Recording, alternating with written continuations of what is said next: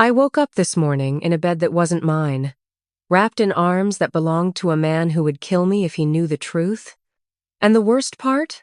There were two other men in two other penthouses across Seoul waking up with my perfume still on their sheets, believing I was theirs alone, and not one of them knew I had a contract with their names on it in 60 days to make them all disappear.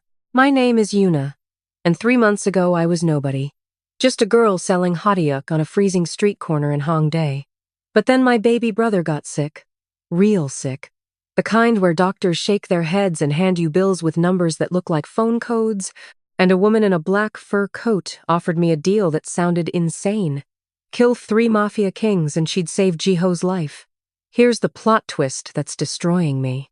I was supposed to seduce them, learn their secrets, and put bullets in their heads. But instead, I fell so deep in love with all 3 that I can't remember which version of myself is real anymore. And now they're fighting over me like I'm some prize while I'm standing here with poison in my purse and their love letters in my pocket trying to figure out how to choose between being a killer or being someone's forever. Let me start from the beginning. And I'm warning you, this gets messy, bloody, and way more romantic than any fairy tale you've ever heard. Because real love doesn't happen in castles. It happens in the dark corners of Seoul, where broken men find the one person who sees past their monsters. Before I tell you how I ended up falling for 3 dangerous men who were supposed to be dead, do me a favor real quick, hit that subscribe button because this story gets absolutely wild and you're not going to want to miss what happens next. Drop a like if you're already hooked, and comment what city you're watching from because I want to know where my fellow romance lovers are tuning in from. Seriously. Comment your city right now. I read every single one. Okay, now let me take you back to where this all started. 5 months ago, I was standing behind my street cart at 2 in the morning. My fingers numb from the cold, selling sweet Korean pancakes to drunk college kids. And I was so tired I could barely stand, but I couldn't go home because home meant watching my 15-year-old brother Jiho cough up blood into a tissue and pretend he was fine. The hospital said he needed treatment immediately. Some fancy word I couldn't pronounce.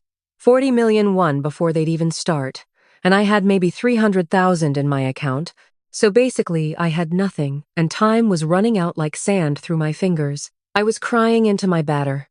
Actually crying. When this woman appeared out of nowhere like a ghost, wearing a coat that probably cost more than my entire cart. And she ordered 1 hottiok, and while I made it with shaking hands, she slid a business card across the metal counter.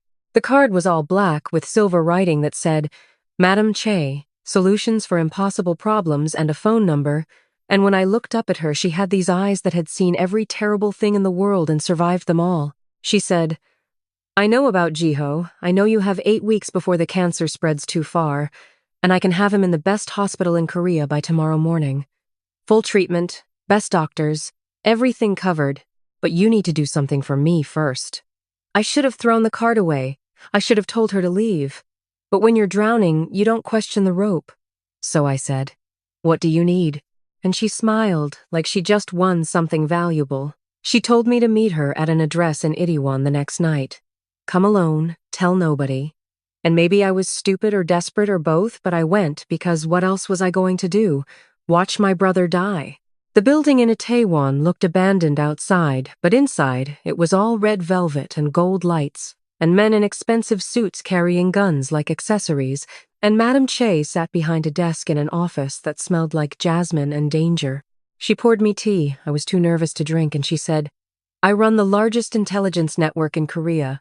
We deal in secrets and solutions. And right now I have 3 problems that need to be eliminated, and you're going to eliminate them. I laughed because I thought she was joking. Me, a street vendor who'd never even been in a fight. But she wasn't smiling when she opened a folder and slid out 3 photographs that made my heart stop. The first photo showed a man standing on a rooftop with all of Seoul glowing behind him, wearing a suit that looked painted on, dark hair swept back, eyes that were beautiful and cruel at the same time. And under his picture it said, Minho, the Black Dragon, controls Gangnam District. Estimated worth 800 billion won, kills without mercy. The second showed a shirtless man covered entirely in tattoos sitting in what looked like a cage, muscles carved like stone, a wild smile that promised chaos, and under it said, J, The Iron Serpent controls Hongdae underground, wanted for 73 murders, extremely dangerous. The third was a man in a turtleneck looking at the camera like he could see into your soul and calculate your destruction, a scar running down his cheek, and under it said, Kangmin, the Shadow King, controls Myeongdong cyber network, has never been photographed until now. Trust nobody. Madame Che said these three men had been enemies for years, fighting over Seoul territory, killing each other's people, but her sources said they were planning to unite in 90 days, and if that happened, they'd control everything, and organizations like hers would disappear, so she needed them gone before the alliance happened. I stared at her like she'd lost her mind and said, I sell pancakes, I'm not a killer, and she said, That's exactly why you're perfect. They'll never see you coming. We'll train you, teach you everything, and when it's done, your brother lives and you get 60 million won plus a new identity anywhere in the world. She pushed a contract across the desk and said, You have 10 seconds to decide. And I swear I heard Jiho's cough in my memory and my hand grabbed the pen before my brain could stop it. She sent me to a compound in Gangwon province where a woman named Instructor Hana spent 6 weeks turning me into someone I didn't recognize, teaching me how to shoot until I could hit a target at 50 meters, how to fight until I could break a man's arm in 3 moves, how to hack into security systems, how to make poison look like natural causes, how to seduce men until they'd tell me anything, and most importantly, how to lie so well that even I believed my own stories, Hana said. The key to being a good assassin isn't coldness. It's being able to care deeply and still pull the trigger. Because that's when you're truly dangerous. And I didn't understand what she meant until everything fell apart. My first target was Minho because Madame Che said he was the softest, the most likely to trust, which should have been my first warning that she didn't know him at all. The plan was simple. Get hired at his main nightclub Eclipse in Gangnam, work my way into his inner circle, learn his routine, and eliminate him within 30 days. I got the job easily because Eclipse was always hiring pretty girls, and my first night I wore a tight black dress and heels that hurt like punishment, and I carried champagne bottles worth more than my rent to VIP tables where men made deals that would ruin lives. I was trying to stay invisible, just observe. But at midnight, Minho walked in and the entire club changed energy, like someone turned gravity up, and he moved through the crowd like a king, through his kingdom, everyone parting for him. And when his eyes landed on me, everything went quiet in my head. He was more beautiful in person in a way that felt dangerous. Tall and broad-shouldered with dark eyes that looked like they'd seen too much and still wanted more. And within 20 minutes, his head of security came and said, Boss wants to see you. Top floor, now. And my heart was beating so loud I thought everyone could hear it. I followed the security guy to Minho's private office, which was all floor-to-ceiling windows overlooking Seoul like he owned every light. And Minho stood with his back to me, looking out at the city like he was trying to memorize something.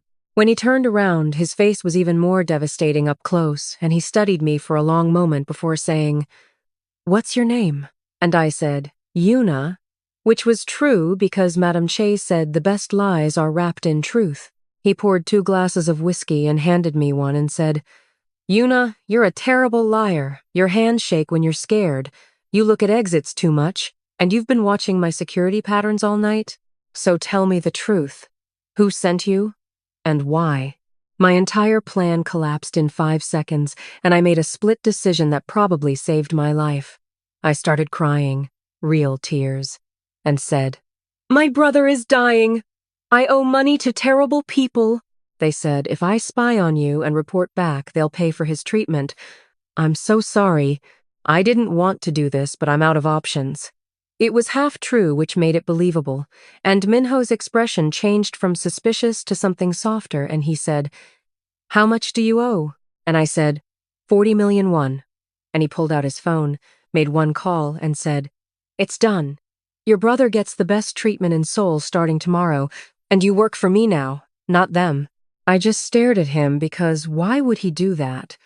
And he said, Because I know what it's like to watch someone you love die and not have the power to save them, and I refuse to let that happen to someone else if I can stop it.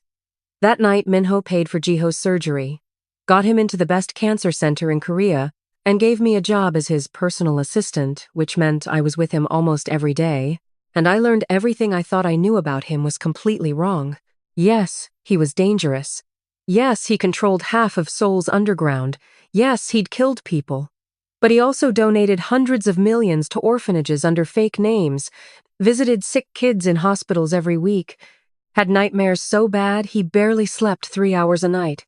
And sometimes I'd find him at 4 in the morning, sitting in the dark, staring at nothing, looking so lost.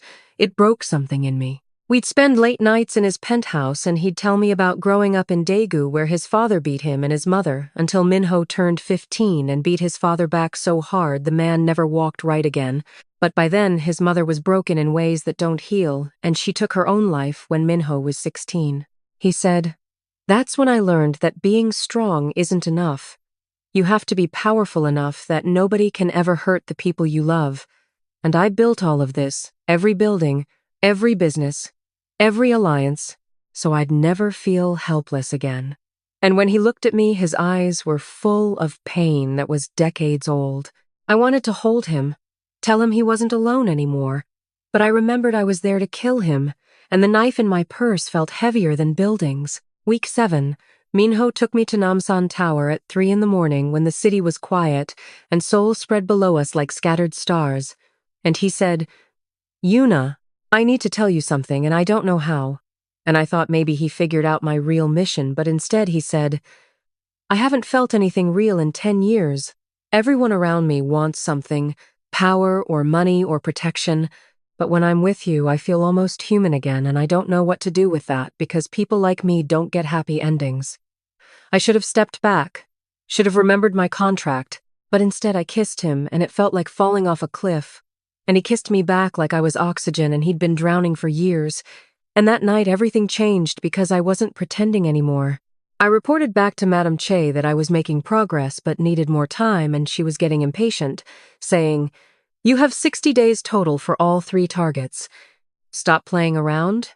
But how could I kill Minho when he held me like I was something precious and told me secrets he'd never told anyone and looked at me like I was his last piece of goodness in a world full of darkness? I was panicking, running out of time. So I started my approach on target number 2, which was Jay, and I thought maybe he'd be easier because everyone said he was a violent psycho, but that's not even close to who I found. I got into Jay's world by showing up at his main fighting arena in Hongdae and asking for a job as a ring girl, which basically meant looking pretty and holding number cards while men beat each other unconscious for money. Jay interviewed me personally in his office, which was covered in boxing posters and weapons and photographs of people I assumed were dead. And he looked at me for a long time with these intense eyes and said, "You don't look like you belong here. This place will eat someone soft like you alive." And I said, "Maybe I'm tougher than I look." And he laughed, warm and real, and said, "Okay, little fighter, let's see." And he hired me on the spot. Working for Jay meant being around violence constantly. Blood on the canvas, men with broken faces, bets that could ruin families. But Jay himself was shockingly gentle with me, and he noticed when I flinched at the brutal hits and said, "You don't have to watch if it bothers you." And I said, "I can handle it." And he said, "Being able to handle something and wanting to are 2 different things. Don't forget that." Week 3, Jay started teaching me self-defense after the fights closed, saying any woman in this world needs to know how to protect herself. And every evening we'd train in the empty ring, and his hands on my body were careful and respectful, and he'd say, "The most important thing isn't strength. It's knowing you deserve to fight for yourself." He told me about growing up in an orphanage in Incheon, where the older kids would beat him and steal his food until he learned to fight back harder and faster than anyone, and by age 12 he was winning underground youth fights for money, and by age 14 he killed a man who tried to hurt one of the younger kids, and that's when he realized violence was the only language the world understood. He said, "People think I'm a monster, and maybe they're right, but everything I built to protect kids like I was so they never have to feel powerless." And when I looked at him, I saw a boy who never got permission to be soft, and I wanted to give him that. Week 6, Jay found me crying in the locker room after a fighter died in the ring, and instead of telling me to toughen up, he sat next to me on the floor and said, "It never gets easier watching people break, and if it does, that means you lost something important." And I said, "How do you live with all this violence?" And he said, "I look for small, beautiful things and hold on to them as proof the world isn't all darkness." And then he touched my face so gently like I was made of glass and said, "You're my proof, Yuna. You make me believe there's still something worth protecting." And I fell into his arms and kissed him like my life depended on it, because maybe it did. Now I was in serious trouble because I was in love with two men. I was supposed to murder, and Madame Che was sending me threatening messages saying if I didn't eliminate at least one target within 2 weeks, she'd pull me out and send someone who would kill me too for failing. I was desperate, so I rushed my approach on Kangmin, which was stupid because he was the smartest one and I should have known better.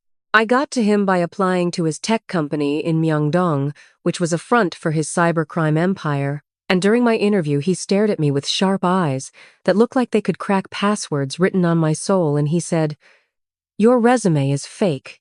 Your references don't exist. You have zero tech experience. So tell me the real reason you're here." I panicked and said, "I need money desperately and I heard you pay well and I'll do anything," and something flickered in his expression and he said, "Anything is a dangerous word in my world, but okay, I'll hire you. You work directly for me, and if you betray me, I will destroy every piece of your existence, digital and physical. Do you understand?" And I said yes, even though my heart was racing. And he said, "Good. Welcome to the team." Kangmin put me to work doing actual jobs, organizing files, running errands, delivering packages, and slowly I realized he was testing me, seeing if I was trustworthy. And late nights in his office he'd talk about philosophy and systems and power. He said, "The world is controlled by people who hoard information and use it to keep others powerless. And I want to burn that entire system down and build something fair." And I said, "You're a criminal, how is that fair?" And he smiled and said, "I'm a criminal who only targets other criminals. Corporations that steal, politicians who lie, and maybe that's not justice, but it's closer than what we have now." He told me about being a genius kid from a poor neighborhood in Busan who got a full scholarship to Seoul National University, but his professors stole his code and his research and sold it to massive corporations while he got nothing. And that betrayal taught him the system was rigged and the only way to win was to break it from the inside. He said, "I could have been respectable, played their game, climbed their ladder, but I chose freedom instead, and freedom always looks like chaos to people comfortable in chains." And when he looked at me, I felt seen in a way that was terrifying and beautiful at the same time. Week 8.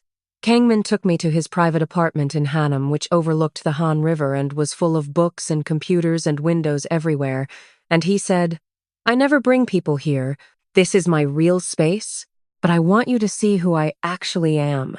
And I realized he was showing me something he never showed anyone. We stayed up until sunrise, talking about everything from childhood dreams to what loyalty really means, and he said, "Yuna, you're either the best thing that ever happened to me or you're going to completely destroy me. And I haven't decided which yet, but I don't even care anymore because I'd rather burn with you than be safe and alone." And then he kissed me like I was his last act of rebellion against a world that tried to break him, and I knew without any doubt I was in love with 3 men who were supposed to be dead. Now I was completely stuck. I had 15 days left on my contract. Madame Che was sending me actual death threats. Jiho was doing amazing in treatment, which meant I owed her everything, and I had 3 Mafia bosses who trusted me, loved me, wanted me, and I couldn't kill any of them, but if I didn't, someone else would. I spent a week trying to find a way out, maybe run away with Jiho, fake all our deaths, disappear to another country, but then something impossible happened that changed the entire game. I came home to my tiny apartment in Mapo one night and opened the door, and all 3 of them were sitting in my living room waiting for me. Minho in his perfect suit, Jay in his leather jacket, Kangmin in his black turtleneck, and they all looked at me and then at each other, and I genuinely thought I was about to die, thought they figured everything out and came to kill me together. But instead, Minho stood up and said, "We need to talk." And Jay said, "All of us." And Kangmin said, "About you."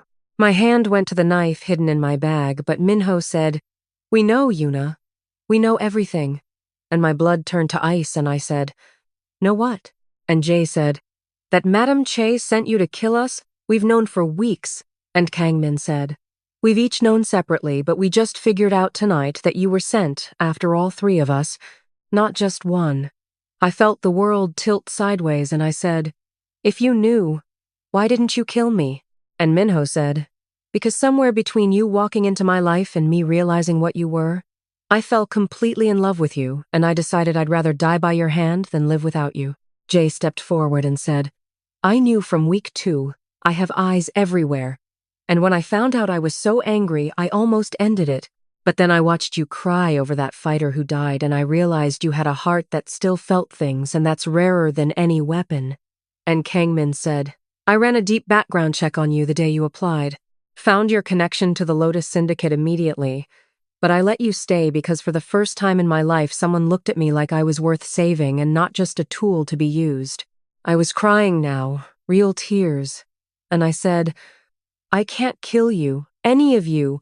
I tried to do it 100 times and I can't because I fell in love with all of you, and I know that makes me weak and stupid, but it's the truth. And that's when all three of them did something that broke and rebuilt my entire world.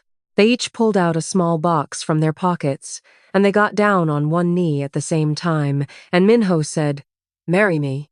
And Jay said, choose me. And Kangmin said, be mine. And I stood there shaking because, how do you choose between 3 men who own different pieces of your soul? But before I could answer, Minho said, actually, we talked about this in the hallway before you got home, and we have a proposal. And Jay said, we've been enemies for 7 years fighting over territory and power and pride. And Kangmin said, but we all agree on one thing now. We'd rather share you than lose you. And I said, what does that even mean? And Minho said, it means we form the alliance everyone's afraid of. Combine our territories. Rule Seoul together. And you become our queen. All of ours. Jay said, we know it's crazy. We know it breaks every rule. But you made 3 men who trusted nobody trust you. And if you can do that, maybe you can teach us to trust each other. And Kangmin said, we're not asking you to choose. We're asking you to choose all of us or none of us. And we'll respect whatever you decide. I looked at these 3 powerful, dangerous, broken men kneeling in my tiny apartment, and I realized they were offering me something impossible, a kind of love that didn't fit in any box society built. And maybe that's exactly why it was perfect. I said yes. I said yes to all of them, and that night we made a pact, the 4 of us against the world. And the first thing we did was go after Madame Che together because she was still a threat as long as she existed. Minho used his political connections. Jay used his muscle. Kangmin used his cyber skills, and I used everything they taught me, and within 2 weeks we dismantled the entire Lotus Syndicate piece by piece until Madame Che was powerless. We gave her 2 choices, disappear forever or face every enemy she ever made without protection. And she chose to vanish. And just like that, the woman who controlled my life was gone. The 3 of them bought a massive penthouse in Harem that overlooked the entire city, and that became our home, our kingdom. And people whispered about us everywhere. The unholy alliance, 3 rival kings sharing 1 queen. But we didn't care what people said because we knew the truth. Minho gave me safety and stability. He was the one who held me when nightmares came, who built hospitals in my brother's name, who taught me that power isn't about control, it's about protection. Jay gave me passion and freedom. He was the one who made me feel alive, who taught me to fight for myself, who showed me that violence can be beautiful when it protects what matters. Kangmin gave me intelligence and purpose. He was the one who challenged my mind, who made me see systems I never understood, who proved that rebellion can be a form of love. And me? I gave them something they never had before. I gave them each other, taught them that strength multiplied is better than strength divided, and slowly, carefully, these 3 enemies became brothers, became family, became something the underworld had never seen. We rule Seoul now, not through fear alone but through loyalty. And every night I go to sleep surrounded by 3 men who would burn the world down to keep me safe, and every morning I wake up knowing I almost killed the best things that ever happened to me. Jiho is healthy now, completely cancer-free, and he's finishing high school and he wants to be a doctor, and sometimes I look at him and think about how close I came to losing everything good for all the wrong reasons. People ask me all the time how I make it work. loving 3 men, being claimed by 3 kings, and I tell them the truth. Love isn't a limited resource. It's not something that gets divided. It multiplies, and when you find people who see every dark corner of your soul and love you anyway, you don't let rules or judgment or fear stop you from holding on to them with everything you have. This is my life now. Chaotic and dangerous and beautiful and absolutely insane. And I wouldn't change a single second of it because I learned that sometimes the best love stories don't have one Prince Charming. Sometimes they have 3 kings who were supposed to destroy each other but instead built a kingdom together, and the girl who was supposed to tear them apart became the only thing holding them together. So if you're watching this and you've ever felt like your love doesn't fit in the boxes the world gave you, if you've ever been told you have to choose when your heart wants everything, if you've ever been called too much, or not enough, or completely impossible, just remember, I was a street food seller who fell in love with 3 enemy mafia bosses and somehow we made it work, and if we can survive this beautiful disaster, you can survive yours too. If this story grabbed you by the heart and didn't let go, do me a favor and hit that subscribe button because I have so many more impossible stories to tell you. Stories about love that breaks rules, and people who refuse to fit in boxes and happy endings that look nothing like fairy tales but feel even better. Smash that like button if you're Team Minho or Team J or Team Kangmin, or honestly if you're Team all 3, because why choose when you can have everything? And drop a comment telling me where you're watching from and what you would do if 3 powerful men got on their knees and asked you to be their queen. I want to know if you think I'm crazy or brave or maybe both. This is my truth. Messy and bloody and covered in love that shouldn't work but does, and I'm not apologizing for any of it. Subscribe for more stories that'll make you feel everything. And remember, the best romances aren't the ones that follow the rules. They're the ones that rewrite them completely. I'll see you in the next one. And until then, keep choosing love even when it's complicated. Especially when it's complicated. Because that's when it means the most.